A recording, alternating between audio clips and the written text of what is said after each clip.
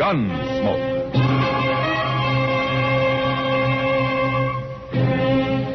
Around Dodge City and in the territory on West, there's just one way to handle the killers and the spoilers, and that's with a U.S. Marshal and the smell of Gunsmoke.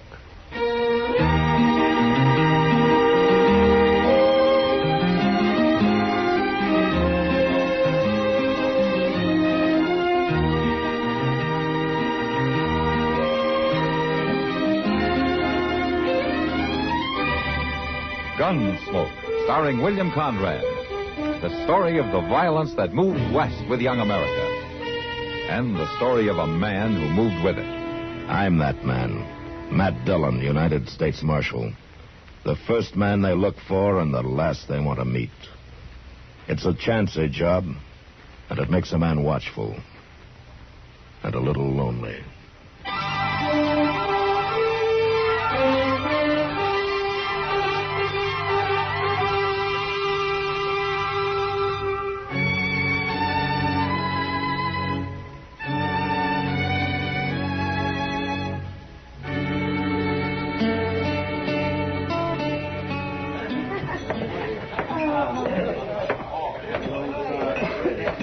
Doggone it, Mr. Dillon. One of these here days, I'm just going to shake the dust of Dodge City off of my boots for good. Sure, I know, Chester. How much you lose this time? $11.20. Who said anything about losing? Well, every time you sit in on one of those draw games, the boys whipsaw you, and you threaten to pull stakes and leave town. And one of these times, I'm going to do it, too. Sure, and the first thing you look for in the next town will be a draw poker table. Well, maybe I ought to change to stud or blackjack. And you ought to just keep your money in your pocket. You ever think of that? No, I got a hunch my luck is right on the point of turning, Mr. Dillon. No? If I only had, say, $5 or so to get back into the game... No. I could... Well, even if I only had $1... Oh, Miss Kitty. Just one single dollar. You broke, Chester? Well, yes. Here you go. Oh, no. Now, I just couldn't think of taking money from a lady, Mr. Ah, well, I'll take except it, as a Chester. loan. Maybe I could. Excuse me, Mr. Dillon. I'll pay it back in just a few minutes.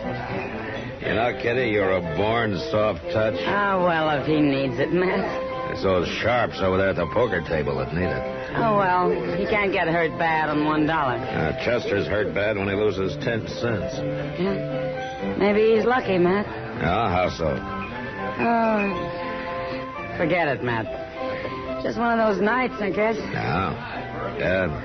Would a drink help, maybe? Probably not. But I'll have one anyway. At least it won't do me any harm. Okay. Oh, well, I see the Marshal of Dodge is out carousing again. Hello, Doc. How are you, Doc? Oh, my Kitty, you look prettier in a basket full of sunflowers. Thank you. Yes, you do. Yes, you do. Oh, say, Matt, you'll never guess who came to my office for help this afternoon. No, but they got my sympathy, Doc. It was old Carpus Degg. Carpus? Who's Carpus Degg? Well, he lives in a shack on the river bottom, Kitty. He hunts a little, traps some, keeps pretty much to himself. What's wrong with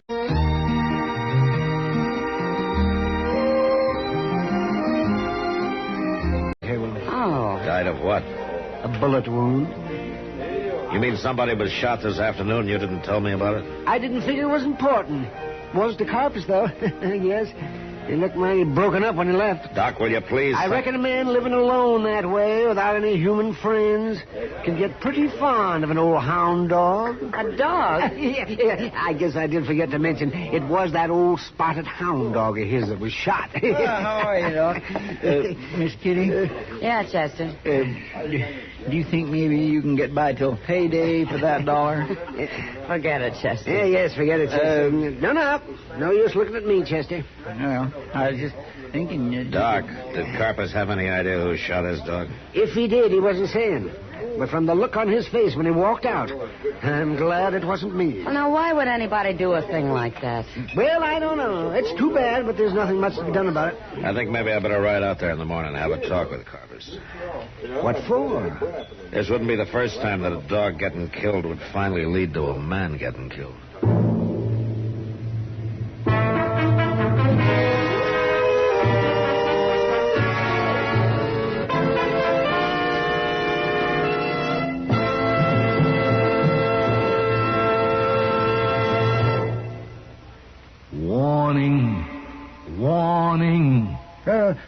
the matter?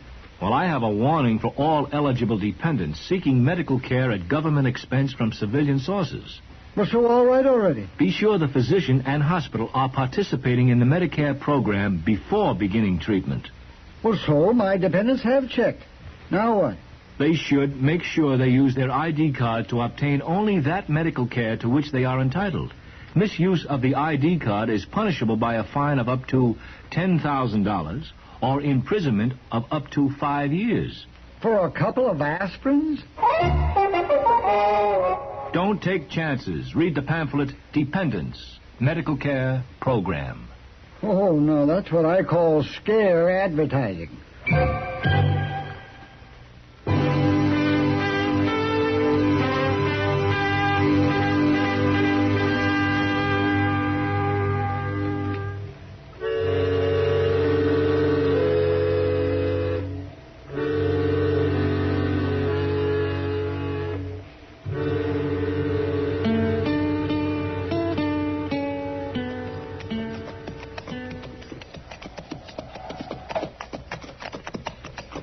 Shack looks deserted, Mr. Dillon. Maybe old carpet's gone off somewheres. And there's somebody cutting wood over there in the drawer.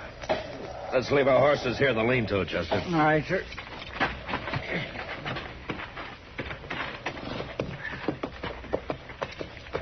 Man, it'd have to be a little ouchy to want to live out here all alone this way. Maybe it's not a matter of choice. No company except for a dog. No neighbors for 10 miles or more. That's not quite that far. Pete Raymer's got a homestead about 2 miles north of here. Maybe he shot that hound, Mr. Dillon. Oh, why do you say that? Oh, I don't know. But folks mostly leaves old carpets to himself. Yeah, I know. Hold it there.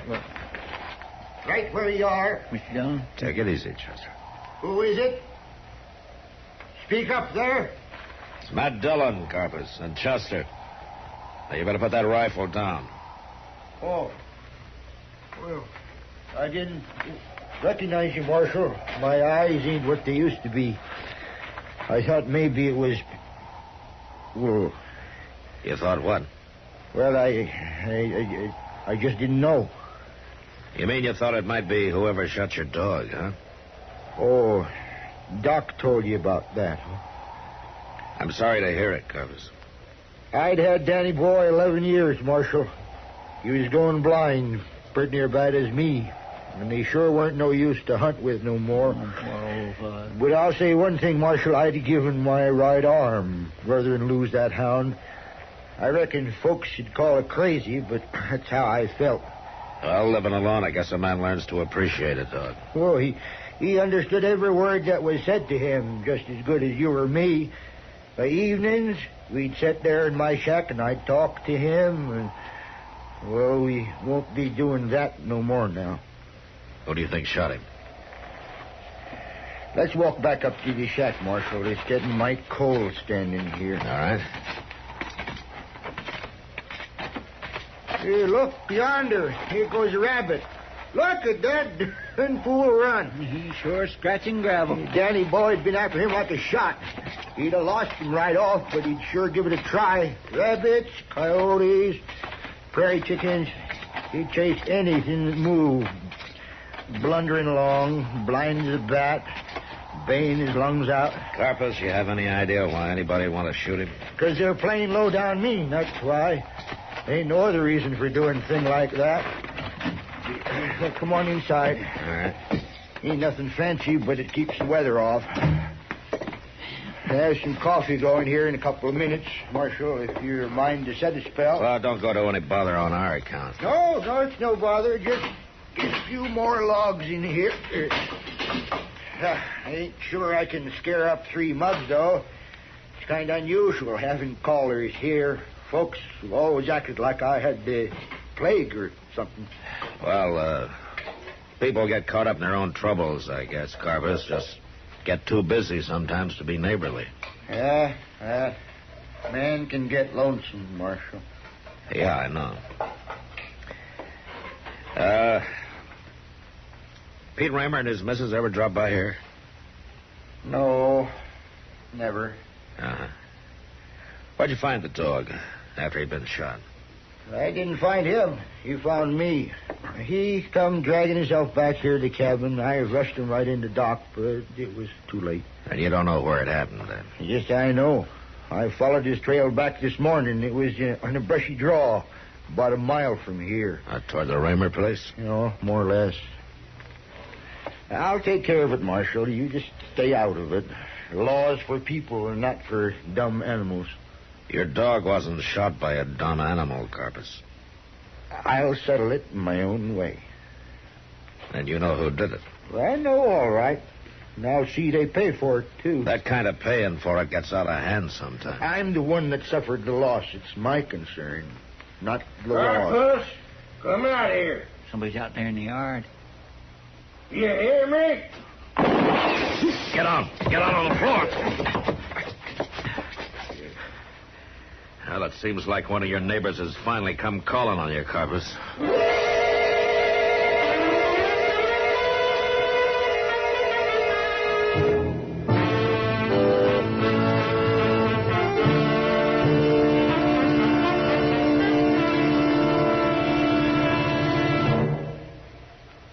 Another visit with Joe and Daphne Forsythe.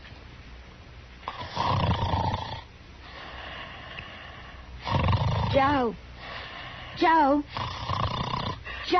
Yeah. I'm up. I forget breakfast. I'll shave at work. Joe, it's not time to go to work. Then why'd you wake me up? You were snoring. How about that? You were snoring loud. Oh, really? I just wanted to quiet you. I thought I was quiet. You sounded like a buzzsaw going through a pine knot. Pretty good. I wish I could be with you at 2:30 in the morning. You can go back to sleep now. Oh, gee, thanks. You can get a good night's sleep, too. Our savings bonds will protect us. Huh? They protect us. The money we invest is used to protect our country and its freedoms. Why, all around us we can see the safeguards that our bonds have paid for. How about that? So, you see, when you buy that savings bond with every paycheck, you're really investing in a secure night's sleep. Not in this house, I'm not. What? Good night, Daphne. Good night, Joe.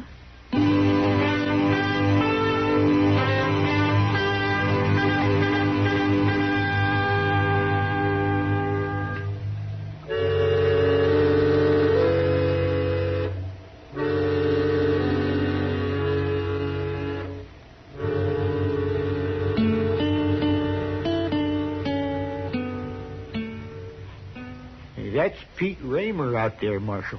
You heard me, you mangy old weasel. Come on out here. He's aiming to kill me. But why? Well, I don't rightly know, but he fired a bullet through the window, didn't he? All right, Carpus, you stay away from the door. You too, Chester. Yes, sir. Raymer, it's Matt Dillon. You hold your fire. I'm coming out.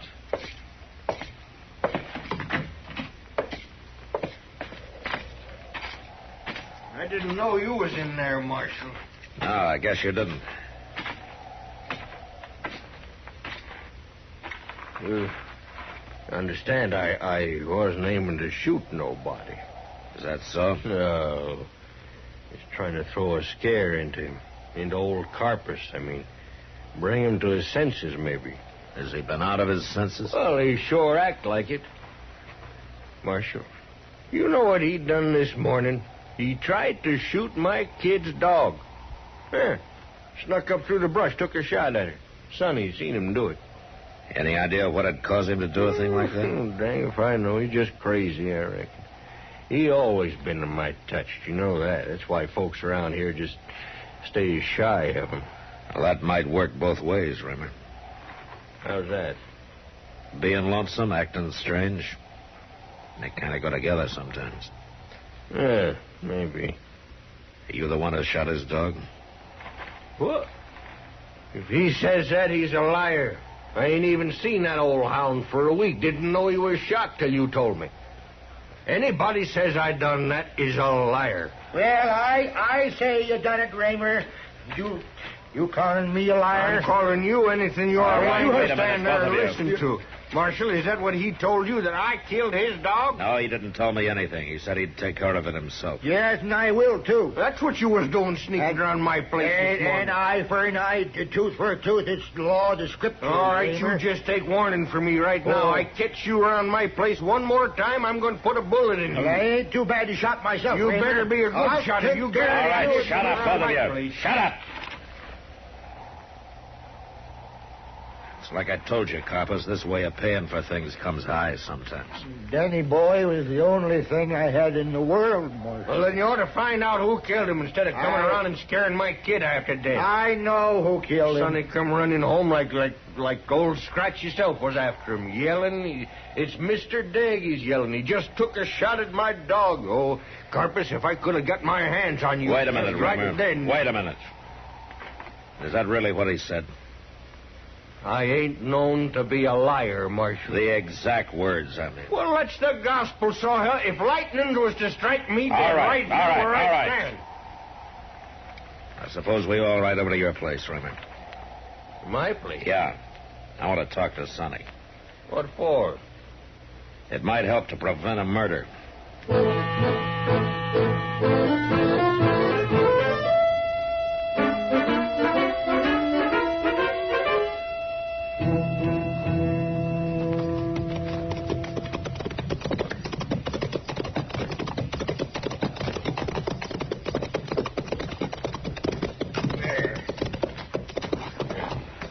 Well, there's the kid, Marshal. Right there in front of the barn.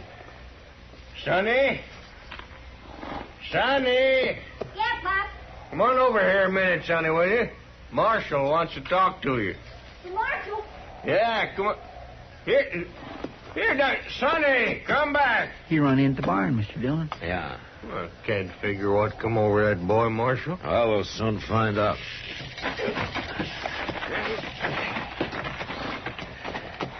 Maybe it'd be better if you and Carpus stayed here with the horses, Kramer. You say so? Keep an eye on him, Chester. Don't let him get into an argument. All right, sir. Can't figure why Sonny'd run into that barn. Anyway, just like you see the goat. Don't figure why the Marshal...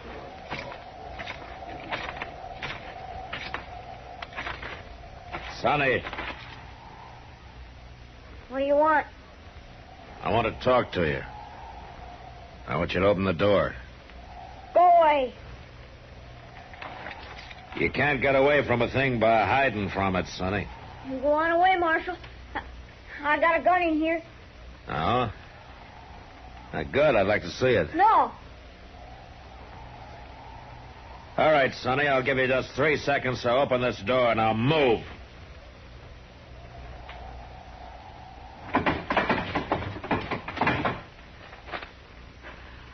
All right, Marshal. Go ahead and arrest me if you want to, but please don't let Mr. Degg shoot Nellie. He won't. He tried to this morning. That's why I got her tied up here in the barn. Now, why do you suppose he did it, Sonny? Why, to get even, because I... Well, I guess you know about it, don't you? Know about what? It was an accident, Marshal. Cross my heart it was. I was after an old coyote, and he run into that brush patch. And I went in after him and seen something moving. I thought it was him, so I fired. Only it wasn't. It was that old hound dog of Mr. Degg's. Oh. A man should never pull a trigger unless he's sure what he's got in his sights, Sonny. Yes, sir, I know. Pop always told me that, but I just forgot. Now I have to go to jail and... Now, you stop that kind of talk. You're not going to jail. Hey, Carpus, come over here, will you? You too, Raymer. I was scared that you would happen because I knew Pop would be mad, and I didn't think anyone would believe me. What is it, Marshal? Carpus, it was the boy here who shot your dog. It was? I didn't mean to do it, Mr. Degg. I thought it was a coyote, but it was old Danny boy. Oh, I know how you like that old hound. I sure feel awful about it. Are you sure it was an accident? Yes, sir, it was. Honest, it was. Well... Nellie's going to have pups in a couple of weeks, Mr. Degg.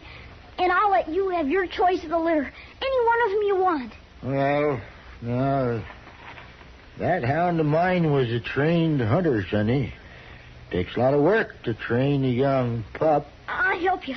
I'll come over every day as soon as my chores is done and help you train him. Yeah, it sounds like a pretty fair offer. This Nellie's a good dog, is she? She's the best dog in the world. You just take a look at her. Come on, I'll show you. Oh, I'm mighty sorry about this, Carpus. Yeah, that's all right. It couldn't be helped. Come on, Mr. Day. Yeah, all right, Sonny. All right, I'm coming. Yeah. Looks like old Carpus has finally got himself a friend, Mr. Dillon. Yeah. Looks like two, though, Chester. Counting the pup.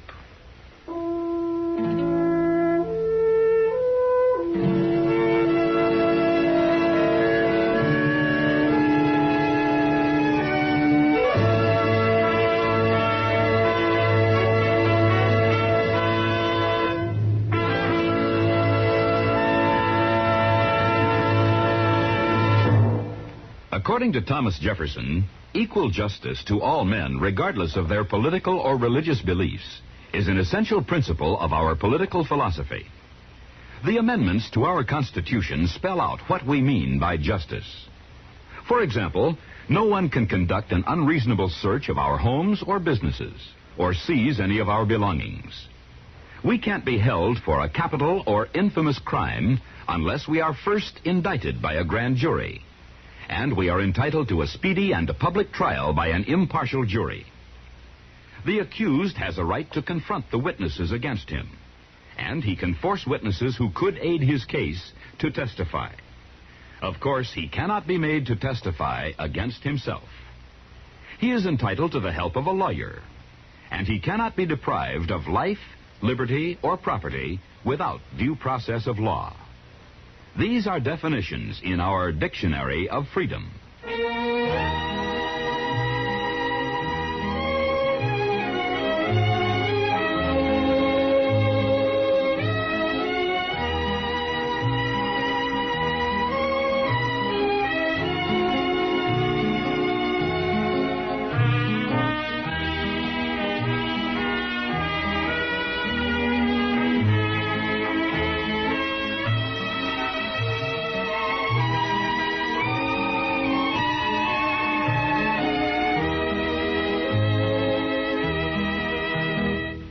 Gunsmoke, produced and directed by Norman MacDonnell, stars William Conrad as Matt Dillon, U.S. Marshal. The script was specially written for Gunsmoke by Les Crutchfield, with editorial supervision by John Meston. The music was composed and conducted by Rex Corey.